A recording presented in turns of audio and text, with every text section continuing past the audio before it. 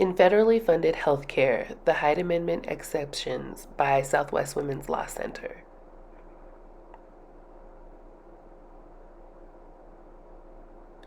The Southwest Women's Law Center, the SWLC, is a nonprofit legal advocacy organization founded in 2005. The center is based in Albuquerque, New Mexico, and serves the entire state. The center's mission is to lift women and their families out of poverty, to ensure access to comprehensive reproductive health services and information, and create opportunities for women and girls to realize their full economic and personal potential by eliminating gender bias, discrimination, and harassment. The center integrates 5 tools to create social change: legal research, policy analysis, advocacy, community and stakeholder education, and coalition work on local, state, and national levels. The SWLC's constituency is primarily made up of Latinx, white, and Native American women and girls.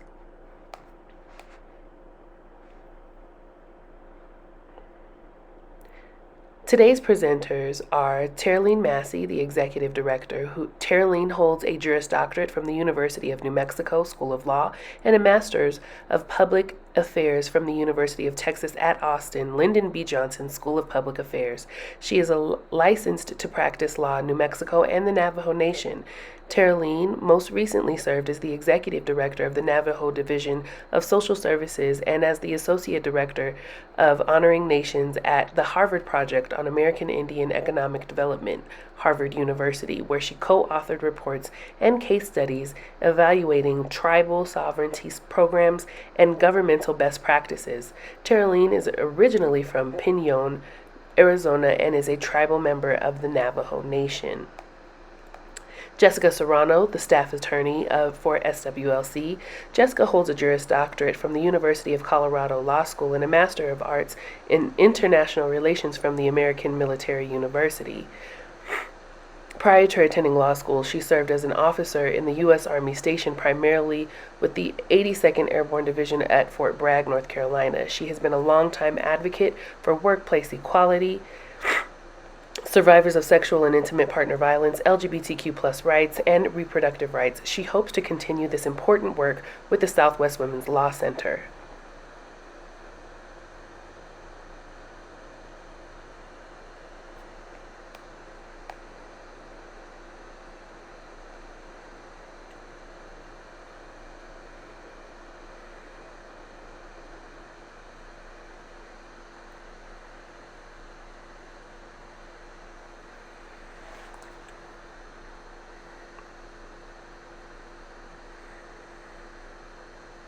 The overview for today's presentation: we will have the objective, followed by the Hyde Amendment explained, federal programs, Indian Health Services or IHS, medication abortion, alternative funding for abortion, abortion during the COVID-19 pandemic, and abortion resources and contact information. We'll start off with Executive Director Terline Massey. Terline?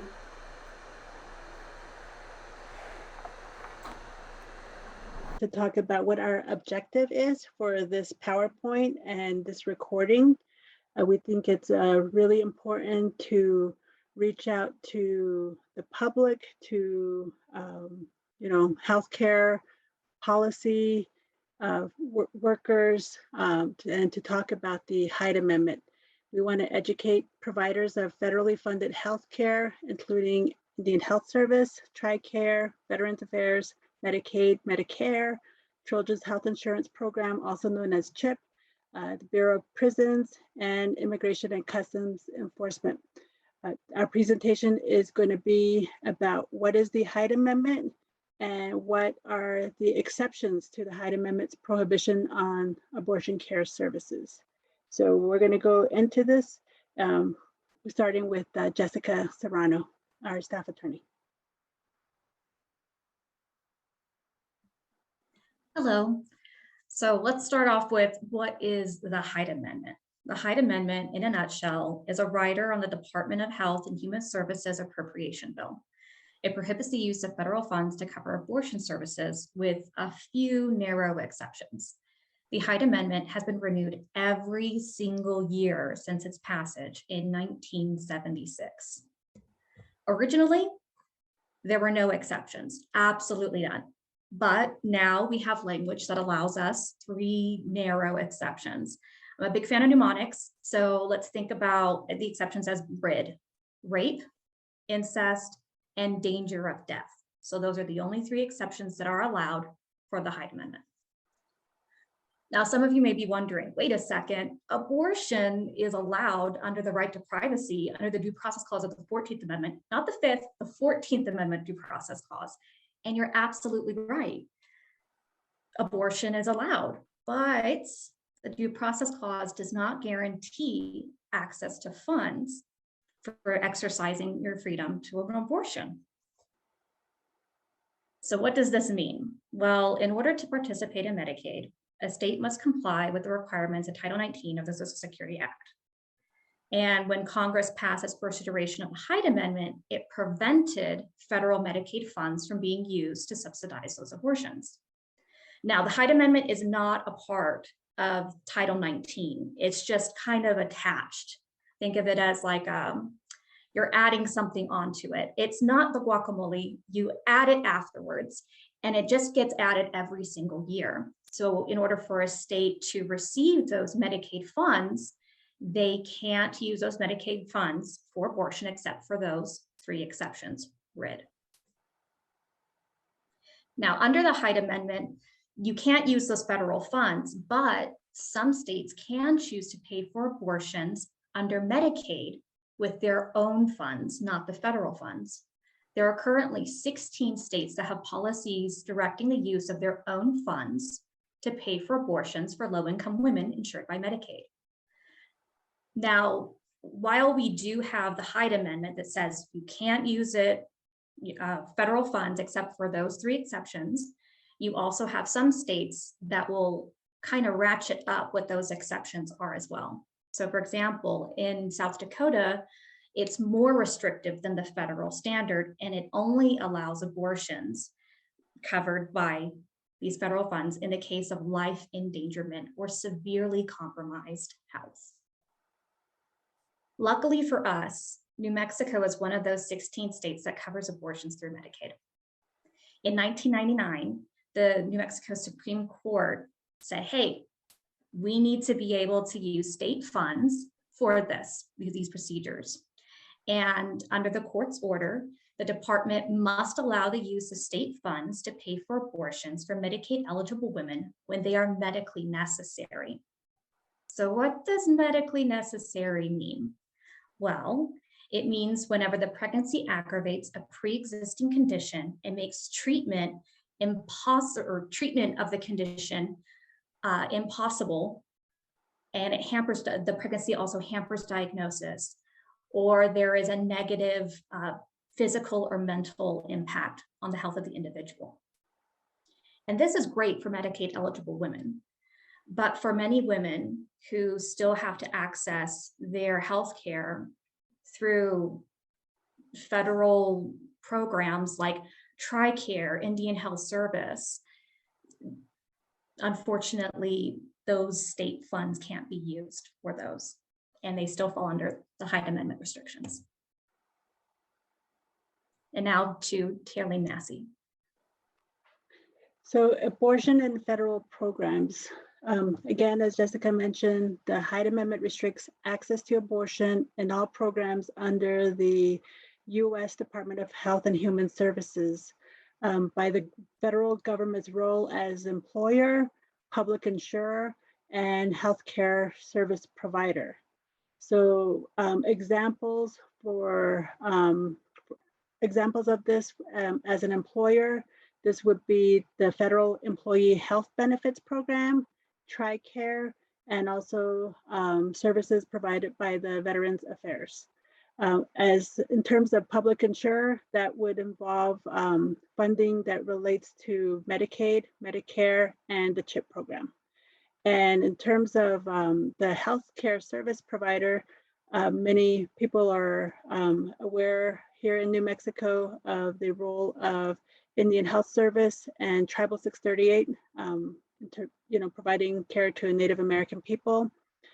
Peace Corps and also the Bureau of Prisons and Immigration and Customs Enforcement. The Federal Employees Health Benefits Program became effective in 1960, and it is the largest employer-sponsored group health insurance program in the world, covering over 8 million federal employees, retirees, former employees, family members, and former spouses. Congress first imposed a ban on abortion coverage in 1983. The current policy restricts abortion coverage to cases of life endangerment or pregnancies resulting from rape or incest.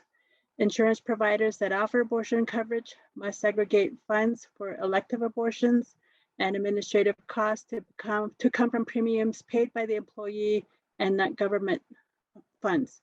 Plans that do not offer elective abortion services include Aetna and Care First Multi-State.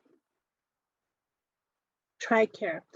The Congress first imposed an abortion coverage ban on the program in 1978 and made the ban permanent in 1984. The current law prohibits the performance of abortions in military facilities, even if paid for privately, except in cases of life endangerment, rape, or incest. These restrictions jeopardize the health and safety of women in the military, for whom military health facilities are the only source of safe, high-quality health care, especially in countries where abortion is illegal in all or most cases. And when a pregnancy results from rape or incest, the physician is required to note a good faith belief that the pregnancy resulted from such actions. When the pregnant person's life is at risk, a physician is similarly required to certify that the abortion was performed because carrying the fetus to term endangered the life of the carrier. For Veterans Affairs, we have many Veterans Affairs hospitals, clinics, outpatient facilities, also here in New Mexico. Approximately 6.7 million eligible veterans receive hospital care and outpatient services through the Department of Veterans Affairs. In 1992, Congress passed the Veterans Health Care Act, which among other things prohibited the VA from offering abortion care. Under current regulations, the medical benefits package made available to veterans cannot include abortion under any circumstances. The dependents of survivors of certain veterans are eligible for the Civilian Health and Medical Program of the Department of Veterans Affairs, also known as CHAMP VA. Although the covered services are supposedly to be the same or like those received by military personnel, CHAMP VA currently covers abortions only in cases of life endangerment.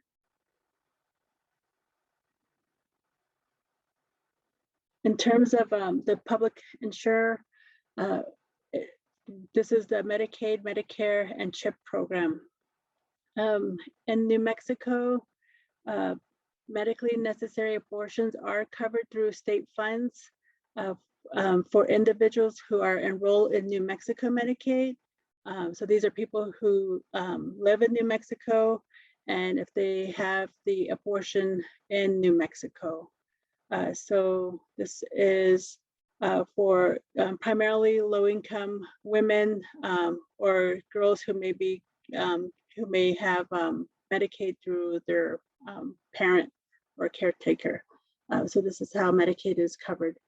And for CHIP, abortions are not covered except when the pregnant person's life is in danger or if the pregnancy resulted from incest or rape. Medicare, abortions are not covered except when the pregnant person's life is in danger or if the pregnancy resulted from incest or rape.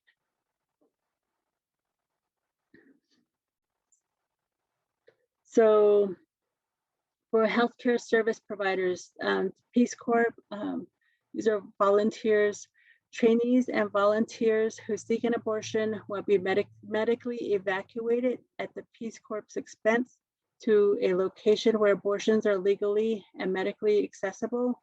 However, the medical expense directly related to the abortion care are the responsibility of the volunteer trainee. For Indian Health Service, Abortion is only covered in cases of rape, incest, or danger to the carrier's life. With the Bureau of Prisons, abortion only covered in cases of rape, incest, or danger to the carrier's life. And ICE Health Service Corps, abortion only covered in the cases of rape, incest, or danger to the carrier's life. So to talk a little bit more about the Indian Health Service, IHS, this is a federal agency within the Department of Federal Health and Human Services. It was established in 1955. The IHS is known as the principal federal healthcare provider and health advocate for Native American people. It provides federal health services to members of the American Indian and Alaskan Native tribes that are federally recognized. IHS aims to provide comprehensive healthcare services for approximately 2.6 million American Indians and Alaska Natives belonging to 573 federally recognized tribes from all over the country. What we learned about IHS and abortion is that to use federal funds for elective induced abortions, a physician must find and certify in writing to the appropriate tribal or contracting organization and the service unit or program area director. That based on my professional judgment, the life of the pregnant person would be endangered if the fetus were carried to term. The certification must include the patient's name and address. This is under the Indian Health Manual section. So we have the number there, section 3-13.14 B1. So there's not a lot of information about abortion on the Indian Health Services website under women's health. So that's something that we did note.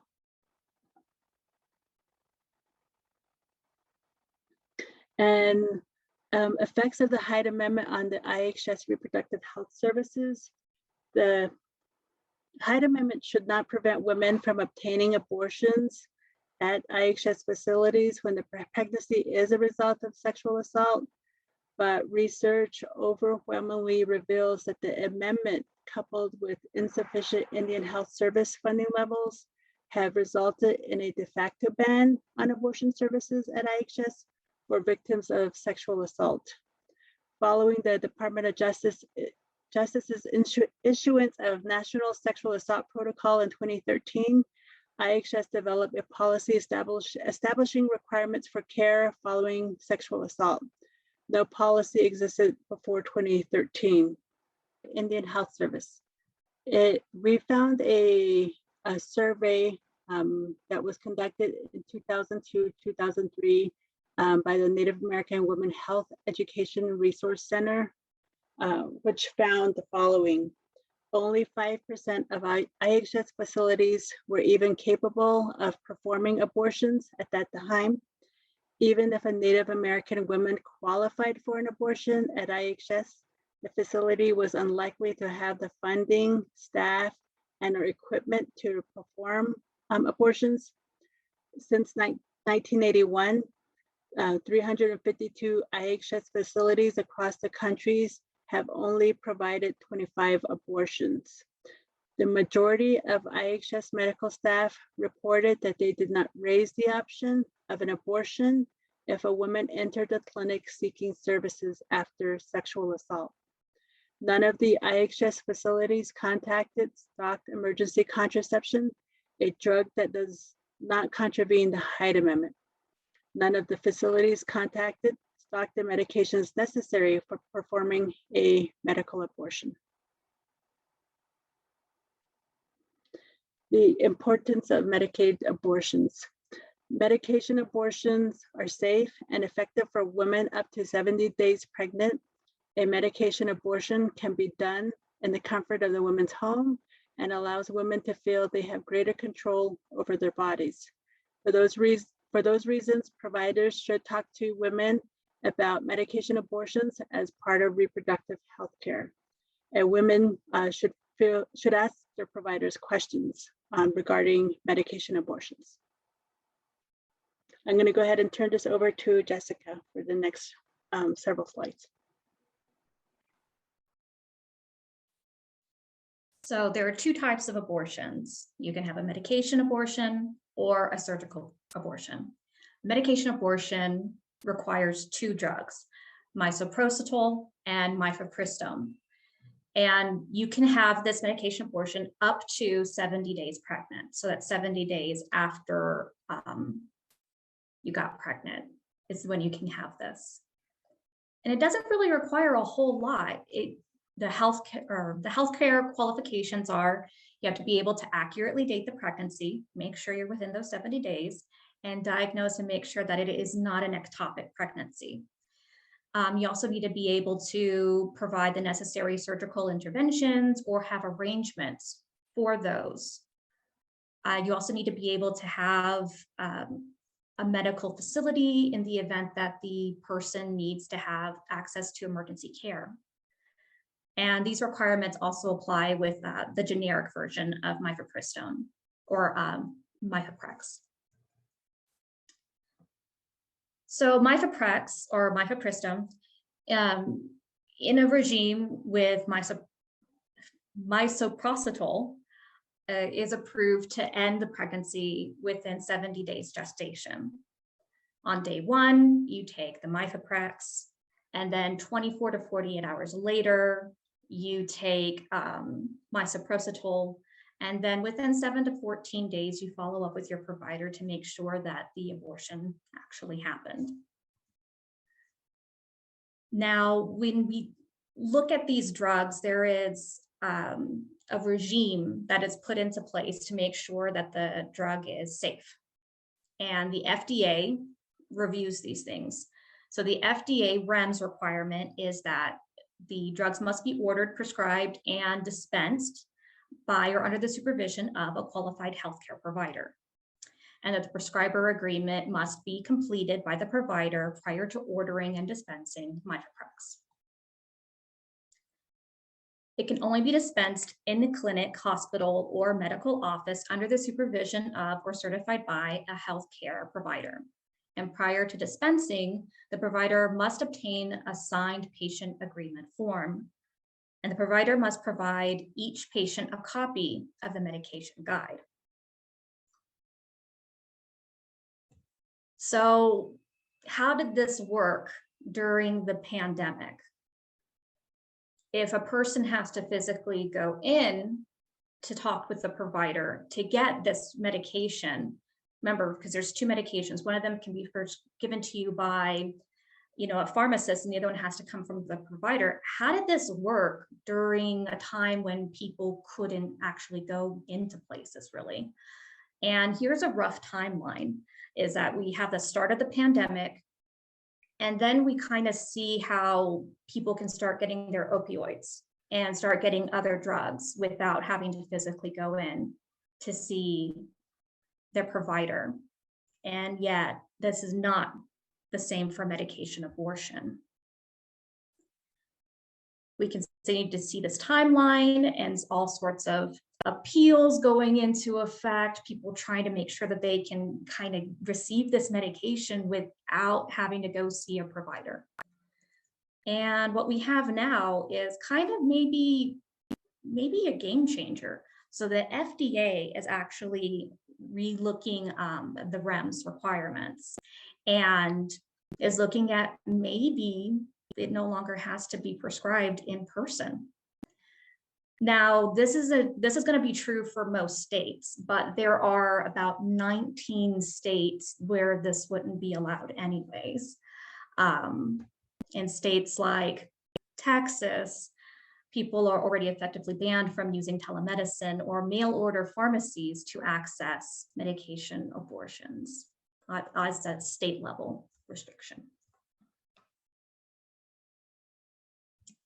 This right here is a quote from the great Justice Sotomayor, who said, "Government policy now permits patients to receive prescriptions for powerful opioids without leaving home, yet still requires women to travel to a doctor's office, pick up mifepristone, only to turn around, go home, and ingest it without supervision." Just kind of puts everything into context a little bit, but it looks like the FDA soon will be changing the REMS requirements. Now, surgical abortions. So we have the manual vacuum aspiration abortion, which is recommended by the World Health Organization, and it's about 98% effective for first trimester abortion. So what happens is that the speculum is inserted into the vagina and cervix are cleaned out with antiseptic. Local anesthesia is injected into the cervix with like a needle, like an actual needle goes into there. The cervix is dilated. And then the cannula is passed into the cervical canal and removes all of the tissue from the uterus. Pretty easy. It's a fairly fast procedure. So we have everything that we need to know about the Hyde Amendment and when you can and cannot perform an abortion. And we just went over the two types of abortions, medication and surgical. But what about Plan B? What about emergency contraception? Well, lucky for us, the Hyde Amendment doesn't actually talk about this, which means that this is something that can be prescribed to people, given to people, without ever implementing the Hyde Amendment. Plan B is given to people who maybe their contraception failed, maybe they were the survivor of a sexual assault, and they take this before they even know if they're pregnant or not pregnant. And Plan B does this by preventing the pregnancy by stopping the release of the egg from the ovary, thickening the cervical mucus, changing the lining of the uterus so it is inhospitable for the fertilized egg to implant. And yet, it's really not given out. Only, according to a study, only one pharmacist saw 1 to 3 requests for emergency contraceptive per year, while another hadn't received a request in 12 years. It's very likely that patients just don't know the existence of emergency contraceptive at IHS facilities, or that it's an indicator that IHS doctors and nurses just aren't informing patients of the existence of this option. And this is really important for people to have, especially when it's so hard to have an abortion through IHS facilities. This right here is something that can be given to people who desperately need it. This also creates a barrier that can deter patients from requesting the drug, because the individuals that receive emergency contraceptive must undergo a screening before even receiving it. So let's make this happen. Emergency contraception. And now Tara Massey will discuss the issue with crisis pregnancy centers. Thank you, Jessica. We went over the Hyde Amendment, the exceptions, how the different federal programs, federal providers, implement the Hyde Amendment. We also talked about the types of abortion that are available, that are safe, and but now we're going to transition to a subject matter called the crisis pregnancy centers, also known as CPCs. CPCs are in every part of the country, in every state of the country. In New Mexico, there are 34, I believe, if I have that correct. Actually, sorry, there's 31. But CPCs are anti-abortion organizations that seek to reach people, primarily low income, who are facing unintended pregnancies and who prevent them from accessing abortion and contraception. And then there's a new report that the Southwest Women's Law Center was a part of with 4 other law centers. And we will give you that link to the report. But in New Mexico, we found that CPCs promote the abortion pill reversal, a dangerous and unscientific procedure that creates stigma and threatens pregnant people's health. And we also found that the CPCs in New Mexico lack licensed medical professionals at facilities and lack real medical services. So we are just warning the public about CPCs and just to be aware of the services that they don't provide and that they do provide. But here is a map of a simple map of New Mexico that talks about where CPCs are located and where the abortion providers are located in our state. So as I mentioned, there's 31 CPCs in the state and only 6 abortion providers. In New Mexico, CPCs outnumber abortion clinics by 6.2 to 1. So in terms of CPCs and tribal citizens, most CPCs are located off the reservations, but are in neighboring towns and neighboring cities. Most of the CPCs that are located in New Mexico are within the Albuquerque, Rio Rancho area, but there are some also like in Farmington and in other parts of the state.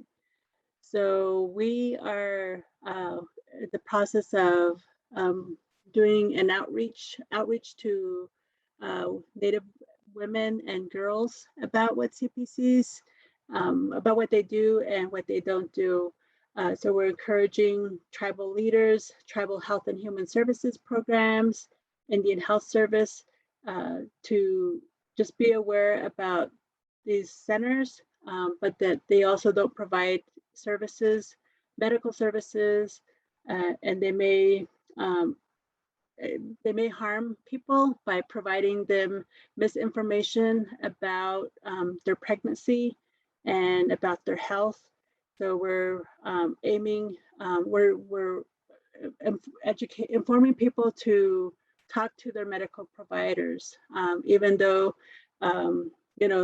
they, whether they're the Veterans Administration, the Indian Health Service, Tribal 638, or they could be the Planned Parenthood, or other private medical offices that are available through health insurance.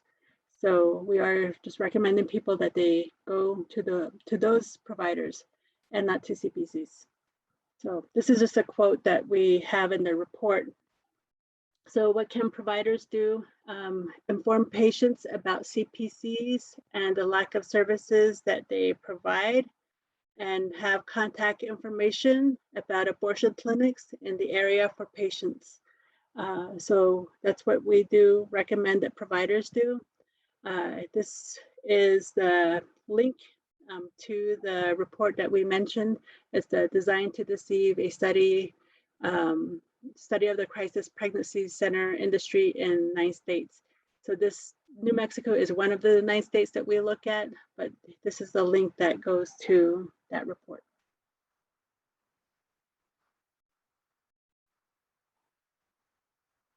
So other programs or other funding that we think people should be made aware of is the alternative funding for abortions in our state.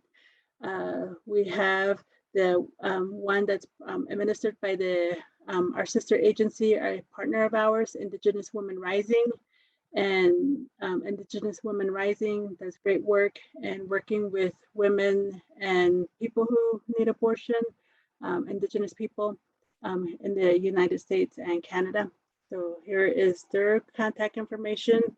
And then there's also the New Mexico Religious Coalition for Reproductive Choice. They also assist individuals in obtaining abortion in New Mexico, and they assist with lodging, meals, or transportation.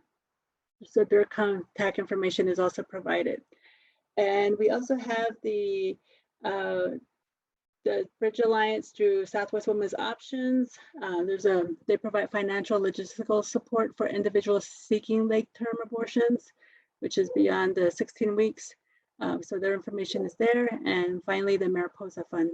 This is financial assistance for undocumented people obtaining abortions at the Southwest Southwestern Women's Options in Albuquerque. So just some information on resources that are available for people who may need abortion care. So other resources that we have is the for miscarriage and abortion hotline. We have the phone number there. Also the website for information on regarding Plan C, Faith Aloud, and also medication abortion resources. So all of that information is here. And now I think I'm going to turn it over to Erica. Thank you so much, Taraline and Jessica. This was an amazing presentation that is critical for the time. And we're so grateful for all the work that Southwest Women's Law Center has been doing since 2005 to make sure that there's equity for women and girls. Please make sure that you connect with us on every social platform. We're on Facebook, at Southwest Women's Law. We're on Twitter at the same handle, and on Instagram, fully spelled out at Southwest Women's Law Center. Also, please look forward to a toolkit that will have all of these reports that you can access, and please share with your networks, colleagues, peers, and friends. To contact us, please email info@swwsouthwestwomenslaw.org.